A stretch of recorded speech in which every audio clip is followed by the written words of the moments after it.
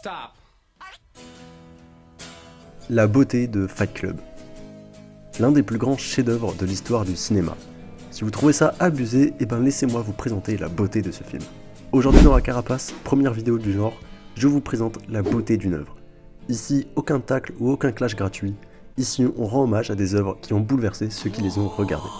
Et comment ne pas rendre hommage à ce film, au dialogue tranchant et à la musique cultissime et dont le message toucha toute une génération. Je pars du principe que vous avez déjà vu ce film, et si c'était il y a longtemps, c'est pas grave, vous irez le revoir dès que vous aurez fini cette vidéo. Commençons par parler de la beauté du message du film. Après un premier visionnage, on ressort souvent déconcerté de ce film, tant il nous a fait vivre des émotions et des questionnements. À travers le regard de Tyler Durden, on vit des choses. L'immersion est un point essentiel pour la réussite d'un film, et en nous faisant suivre le récit narré par le personnage principal, on se sent complètement investi dans l'histoire. Mais pourquoi sommes-nous tant touchés par ce récit ? Parce que Fight Club nous fait faire face à des angoisses existentielles, des questions auxquelles nous avons tous déjà été confrontés. Quel est notre rôle dans ce monde, dans cette société de consommation qui ne cesse de devenir plus folle chaque jour ? Et oui, car si le film sort en 99, il est encore tout à fait actuel. Mais ce n'est pas tout. Car oui, c'est cool de se questionner sur la société, mais le film propose surtout un voyage psychologique. On suit un personnage complètement déphasé, complètement perdu, un état de perdition par lequel nous sommes tous déjà passés. Voilà pourquoi nous sommes tant touchés par ce récit. Parce que ça sent le réel. On peut transposer qui nous sommes à travers la psyché de Tyler. Et oui, comment ne pas parler des personnages ? Tyler est le mec en crise existentielle, qui va péter un câble et décider de ne plus respecter la moindre norme. Poussé par cette version plus affirmée de lui, Tyler Durden. Jack, c'est nous, Tyler, c'est celui qu'on aimerait être. On aimerait avoir son assurance, sa clarté d'esprit, et puis surtout, c'est Brad Pitt, et on aimerait tous être Brad Pitt.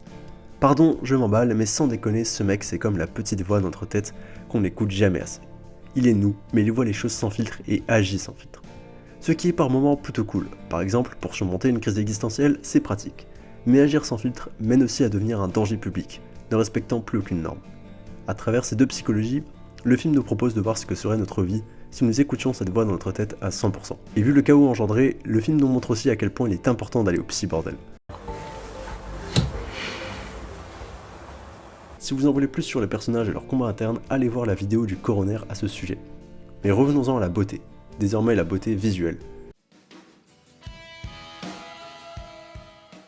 Un style grungy qui précède le début des années 2000, un style visuel qui colle à merveille au caractère sombre et chaotique du film. Des angles de prise de vue aussi chelous que la psyché des personnages. Tout va de pair. La beauté des dialogues et de la narration est sublimée par cette mise en scène incisive et géniale. Des regards caméra sans gêne, une scène de fin magistrale. Comment ne rien ressentir devant ce film ?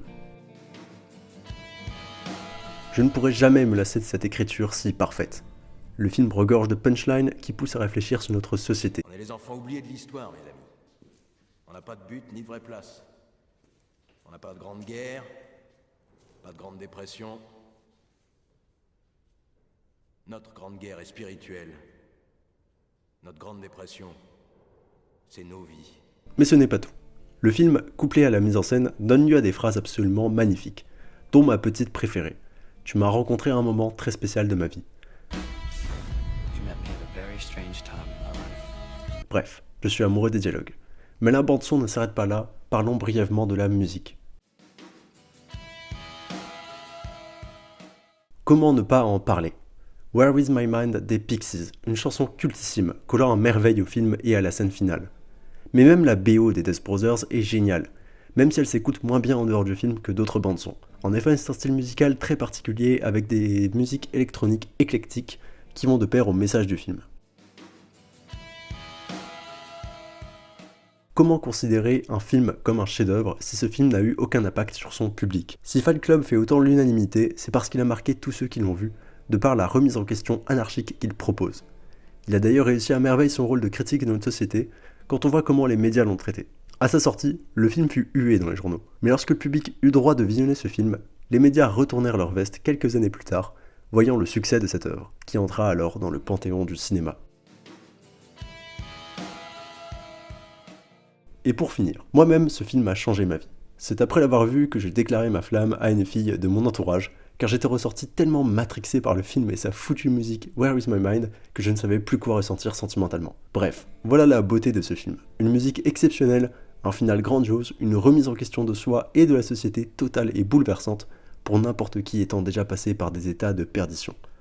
Voilà, j'aurais pu entrer bien plus dans le détail et faire une vidéo de 3 heures en faisant du plan par plan et en parlant de tous les personnages, même les moins importants qui sont si bien écrits, mais je voulais que cette vidéo reste synthétique pour ne pas non plus vous assommer. Ainsi j'espère vous avoir convaincu de retourner voir ce classique. Si cette vidéo vous a plu, pensez à vous abonner, à liker et à commenter pour le soutien. Et vous, qu'est-ce que ce film a changé dans votre vie ?